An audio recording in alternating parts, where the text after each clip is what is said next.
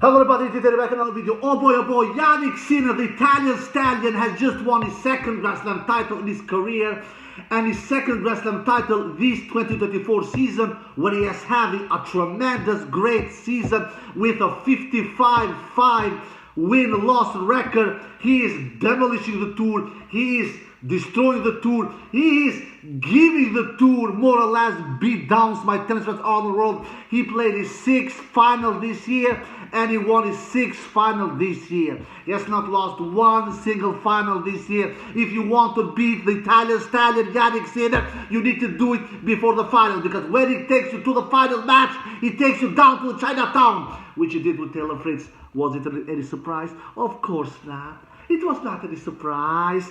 Taylor Fritz was just there to take the runner-up trophy. He didn't stand a chance to take the title. We knew that before this match even started. Do you know when I have predicted a Grand Slam final to go? When I predicted that Grand Slam final to end in straight sets for the champion, in this case Jannik Sinner? Do you know when I've done it last time? I was not right about that, but when I predicted, I know, I can tell you my tennis fans all over the world. It was 5 years ago at this particular event, US Open 2019, between Rafael Nadal and Daniil Medvedev. I predicted that Rafael Nadal will win the straight sets, which Rafa won the match, but he didn't win the match in straight sets. He won the match in 5 sets. That is 5 years ago. Last time I predicted the winner in the Grand Slam final, that he will win his match, he will win the Grand Slam final in straight sets. What do I want to say with this? I want to say with this that I was super confident that Jannik Sinner, because I predicted this final that Jannik will win the straight set. I was super confident that Jannik Sinner will win this match. I was never, and he will do it in straights. We have seen Grand Slam final and in straight sets before. We saw it just a couple of months ago at Wimbledon between Djokovic and Carlos Alcaraz, where Carlos Alcaraz completely gave Djokovic the hammer, especially the first 2 sets, 6-2, 6-2. And then the third, well, that we all know, Carlos won in a tiebreak, 7-6. But we didn't knew before that match will end in straight sets. We thought that it will be a much closer affair. But this one here, everybody knew that Sinner will win. Everybody. This was just a question about, will Fritz take 1 set or 0 sets? That's what I said in my preview yesterday. I said that I'm completely convinced that Jannik Sinner will win. The question is here: will he win? Will he take 1 set or 0 sets? And I'm going to be honest with you, my tennis fans all around the world. I'm going to be honest with you. Before I saw Fritz against Tiafoe, I thought that Fritz maybe will take 1 set against Sinner, because I knew Sinner will be in the final. I knew Sinner when Carlos and Djokovic crashed out early at the tournament in the first week, I knew Sinner, this is the man to beat now. He is the overwhelming favorite now. Nobody will stop him. And if somebody stops him, I said, if somebody stops him, and the player who has the chance to do it, it will be Daniil Medvedev. And I had Daniil Medvedev beating him when I did my top 8 favorite list. But when I saw them play 4 matches, I'm not stupid. I've seen this beautiful sport for 30 years. I said to myself, no,